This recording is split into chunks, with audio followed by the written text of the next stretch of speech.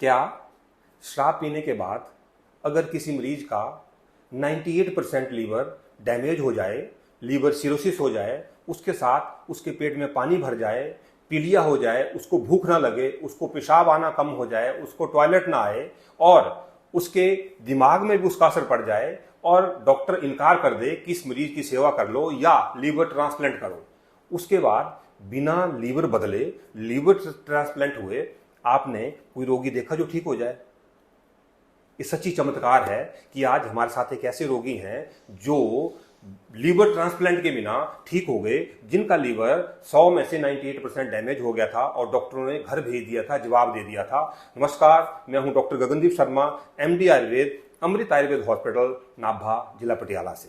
आज हमारे साथ हैं सर्वोदय जी। सर्वोदय जी मुकेरियां, होशियारपुर, पंजाब के रहने वाले हैं और पिछले 7-8 सालों से लीवर सिरोसिस नामक बीमारी से ग्रसित है। सर्वोदय जी नमस्कार। नमस्कार, आपका स्वागत है। तो सर्वोदय जी, आप ये बताएंगे कि आपको ये लीवर सिरोसिस की बीमारी कब से थी और आप ड्रिंक कब से कर रहे थे? लीवर ड्रिंक तो मैं बहुत पुरानी पीता हूँ जी, पीता था। तो बीमार मैं पिछले कोई तकरीबन 6-7 साल से हुआ। तो जब मेरे को घर पे ना खून की उल्टी आई, तो मेरे पेट में ना पानी भरना शुरू हो गया, सारे शरीर में पानी भरना शुरू हो गया। तो जब मैं पैदल चलता था, 3-4 कदम भी चलने तो मेरा सांस फूलता, तो प्रॉब्लम आ गई। फिर मैं दोबारा जलंधर हम चले गए। जब उन्होंने मेरे टेस्ट टूस्ट लिए तो उन्होंने बोला कि इसका पानी निकालना पड़ेगा। पानी निकाला मेरा पेट से। पानी निकालने के बाद फिर पानी भर गया, दोबारा फिर भर गया। फिर वो कहते टेस्ट लिए, कहते तो आपका लीवर डैमेज हो गया, ये ट्रांसप्लांट करना पड़ेगा।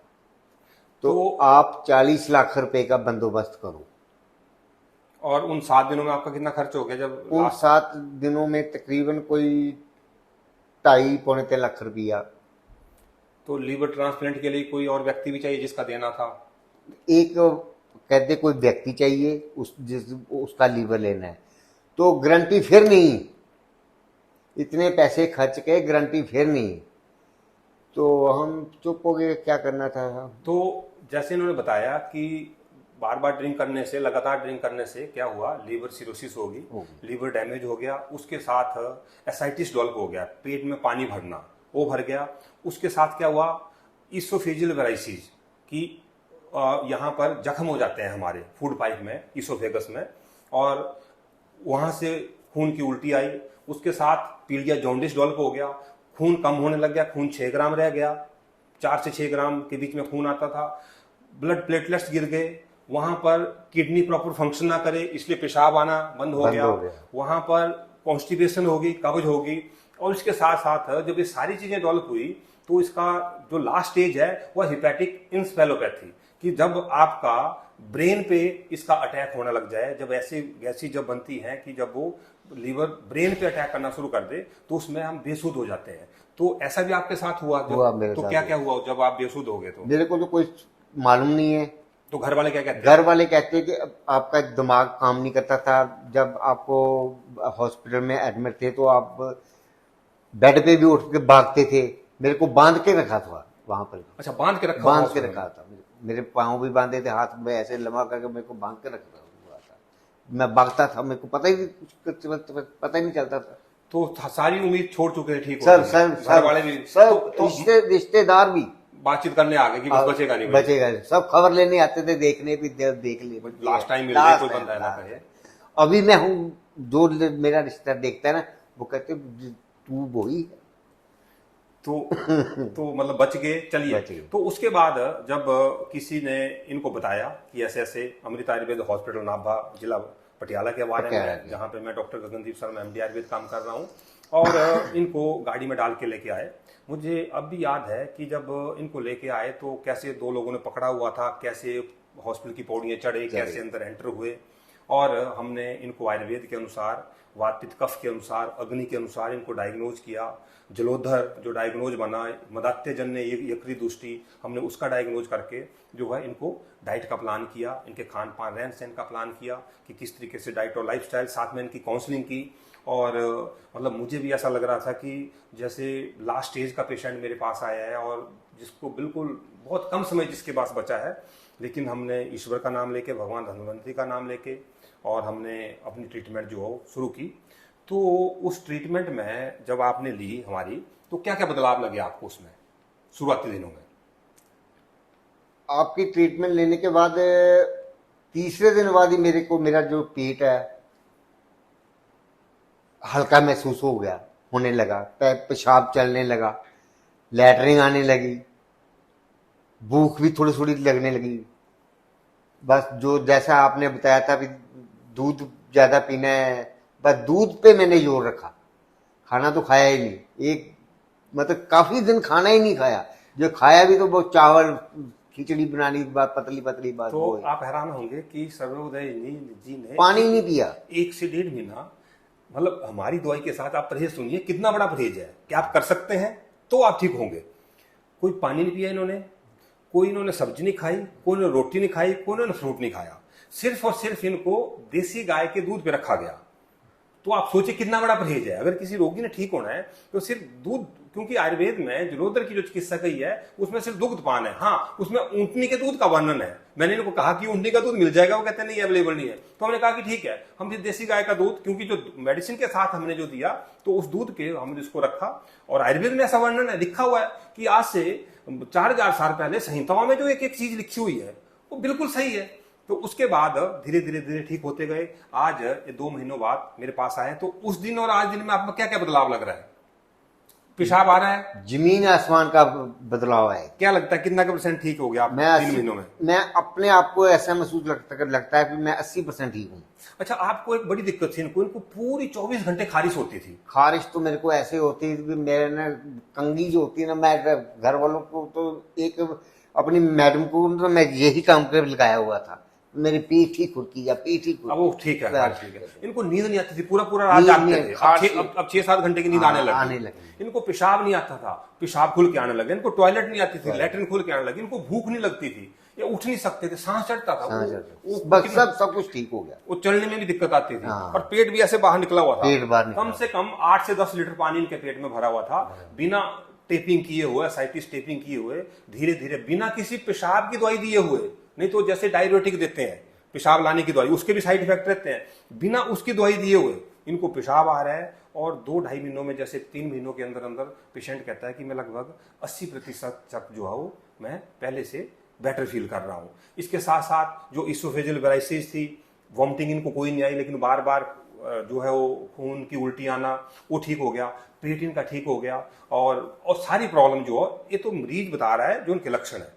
लेकिन जब हमने इनकी अल्ट्रासाउंड पहले और बाद की कराई, तो पहले जो है वो बड़ा हाई एसाइटिस था, जो बड़ा मिनिमम एसाइटिस है, जो पेट में पानी था उससे हिसाब से सिर्फ 5-10% जो है वो बचा हुआ है।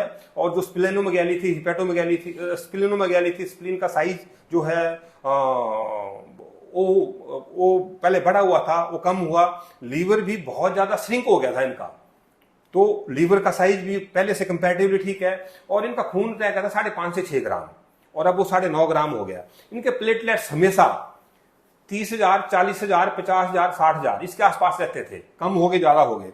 उसके बाद ट्रीटमेंट के बाद वो 1 लाख हुए, इस बार वो 1.5 लाख हो गए। प्लेटलेट्स में भी जो है वो है। इनका जो किडनीज का जो फंक्शन है, ब्लड किडनी इंक्रीज था, वो इंप्रूव है। इनका सीरम बिलिरुबिन बढ़ के आता था, सीरम बिलिरुबिन आगे से जो है बिल्कुल ठीक हुआ है। मतलब अकेला रोगी के लक्षण ठीक नहीं हुए, जो हमने टेस्ट करवाए वो टेस्ट भी ठीक हुए। इस सारी ट्रीटमेंट में एक चीज जो मेरे लिए बड़ी दुखदाई रही, पीड़ाजनक रही, वो रही कि जब ये ट्रीटमेंट करा रहे थे तो इन्होंने अपने डीएम गैस्ट्रो से, जिनसे ट्रीटमेंट ले रहे थे, उनसे पूछा कि अगर आपको लगता है कि एलोपैथी में इसका कोई इलाज नहीं है तो क्या हम आयुर्वेद अपना सकते हैं? हमने सुना कि आयुर्वेद में इसका अच्छा इलाज है। तो वो डॉक्टर इतना आयुर्वेद के प्रति इतना बुरा बोले कि उनको क्या आता है, वो तो सब कुछ फ्रॉड है, वो तो अनपढ़ लोग हैं, आप क्यों वहां जाओगे, और मतलब मरीज पहले ही बीमार हो, उस मरीज पे टूट पड़े, रिश्तेदारों पे टूट पड़े। मतलब इतना बिटर एक्सपीरियंस रहा जब इन्होंने मेरे साथ शेयर किया। मतलब मुझे हैरानी होती है कि जब आपको उस पैथी के बारे में नॉलेज नहीं है, जब आपको आयुर्वेद के बारे में नॉलेज नहीं है, तो आप कैसे तय कर सकते हैं कि ये दवाई काम नहीं करती है। और मेरे पास सर्वोदय की तरह 100 से अधिक मरीज लास्ट स्टेज में मेरे पास आए हुए। मेरे YouTube चैनल पे अगर आप देखेंगे आपको 4 से 5 वीडियो तो ऐसे मिल जाएंगे जो लास्ट स्टेज में हमारे पास आए थे और वो मरीज ठीक है। तो सैकड़ों मरीज हम ऐसे ठीक कर चुके हैं। लेकिन एक प्रोफेशनल जेलसी कहिए या हम ही सब कुछ हैं, हमारे बाहर कोई और दूसरा नहीं है, ये भाव समझिए कि हम पूर्वग्रह से ग्रसित होकर के हम किसी और चीज को मानने के लिए तैयार ही नहीं होते हैं। तो मैंने सर्वोदय जी को कहा है कि आपने जरूर डॉक्टर साहब के पास जाना है और उनको कहना है कि ईश्वर की कृपा से मैं ठीक हो गया और मैं आयुर्वेद से ठीक हुआ। तो क्या बोले डॉक्टर जब जैसे आयुर्वेद के बारे में पूछा उन्होंने? ये वो ऐसे जड़ी बूटी ने ठीक होने लगे तो कहते पढ़ाई का क्या काम है, कहते थे। हाँ, अब देखिए कि जड़ी बूटियां ना ठीक होने लगे तो पढ़ाई का क्या काम है। अब उनको कौन बताए कि 5.5 साल की मेरी BMS है, मैंने भी PMD का एग्जाम क्वालिफाई किया, नीट क्वालिफाई किया, 5.5 गवर्नमेंट कॉलेज से मैं पढ़ा हूं, 5.5 साल की मेरी BMS है, 3 साल की मेरी MD है, 15 साल का मेरा आयुर्वेद क्षेत्र में अनुभव है। कॉलेज में मैं एज एसोसिएट प्रोफेसर पढ़ाता हूं और 1 लाख से अधिक मरीजों को मैं ठीक कर चुका हूं। लेकिन जब आप किसी और सिस्टम को मानते ही नहीं है, जब आप में ईगो इतनी है, आप में जेलस इतनी है कि आप पूर्वग्रह से ग्रसित होकर के आप किसी चीज को रिजेक्ट कर देते हैं, तो ये बहुत दुखदायक है। और मैं ईश्वर से प्रार्थना करता हूं कि सबको सद्बुद्धि दे और हमारे लिए रोगी सर्वोपरि, रोगी ठीक होना चाहिए, चाहे वो हमारी मेडिसिन से हो रहा है, एलोपैथी से हो रहा है, होम्योपैथी से हो रहा है। देखिए कोई भी साइंस कंप्लीट नहीं है, लेकिन हाँ लीवर का और गैस्ट्रो का आयुर्वेद में बहुत अच्छा रिजल्ट है। एलोपैथी में इसमें कोई हल नहीं है। अगर आप देखेंगे आपको क्या दवाई दी हुई थी, पेशाब की दवाई दी थी, पेट साफ करने की दवाई दी थी, तेजाब का कैप्सूल दिया था, एक एंटीबायोटिक दी थी, एक नींद की दवाई, एक मल्टीविटामिन। तो लीवर को ठीक करने की कोई दवाई नहीं थी। बोल आपकी बीमारी ना बढ़े, लेकिन एक टाइम के बाद तो ये काम करना छोड़ गई। तो इसलिए और जो लोग हमें सुन रहे हैं उनसे भी हमारा निवेदन है कि मेरा अनुभव है कि ऐसे मैंने सैकड़ों मरीज ठीक किए हैं और वो मरीज बाद में दोबारा ड्रिंक करने लग जाते हैं। तो अगर आप ड्रिंक कर रहे हैं तो आपका एंड बहुत खतरनाक है। अभी से आप ड्रिंक बंद कर दीजिए, नशा छोड़ दीजिए बिल्कुल। और आपका क्या अनुभव है, आप क्या कहना चाहेंगे लोगों को कि जो नशा करते हैं लोग या जो शराब पीते हैं, आपने पिया अब तो आपने छोड़ दी है और अब आप कैसा महसूस कर रहे हैं और लोगों को क्या आप सुझाव देना चाहते हैं? मैं तो ये सुझाव क्या, मैं तो बेनती करना चाहता हूँ कि शराब छोड़ दो, अब नहीं पीनी, छोड़ दो, शराब पीनी नहीं चाहिए। शराब जिंदगी खराब करती है, पैसे की बर्बादी, घर में क्लेश, शराब छोड़ दो बस। तो मुझे लगता है कि जो दर्शक हमें सुन रहे हैं तो या जो श्रोतागण हमें सुन रहे हैं उनसे ही निवेदन है कि शराब से दूर रहिए, अपने लीवर का ध्यान रखिए। और आपको अगर कोई लीवर से संबंधित आपको कोई दिक्कत आती है तो जरूर किसी अच्छे कोई MD आयुर्वेद डॉक्टर या जो BMS डॉक्टर है, जो डिग्री होल्डर डॉक्टर है, उससे आप जरूर संपर्क करिए और आपकी लीवर की समस्या जरूर ठीक होगी। बहुत बहुत धन्यवाद सर्वोदय जी। और मैं ईश्वर से कृपा करता हूं कि करने वाले तो वही हैं, वो आपको सद्बुद्धि दे। हम तो मात्र साधन है, हम कर्म करने वाले हैं। आपने दवाई खाई, आपने परहेज किया, आपने अपना कर्म किया, मैंने डायग्नोज करके दवाई दी, मैंने अपना कर्म किया। ठीक करने वाला ईश्वर है, तो सारा उस ईश्वर को समर्पित है। बहुत बहुत धन्यवाद।